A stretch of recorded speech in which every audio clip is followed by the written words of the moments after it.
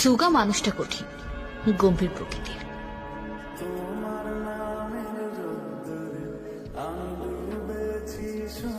মানুষটার ভালোবাসা এমনিতেই চোখে পড়ে যায়।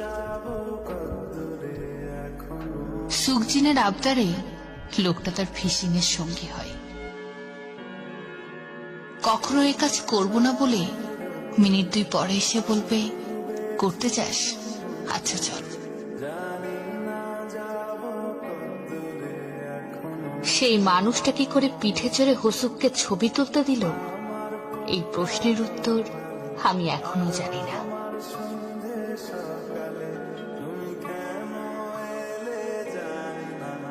আমার জন্য সবচেয়ে সুন্দর কণ্ঠ জিমিনের কণ্ঠ।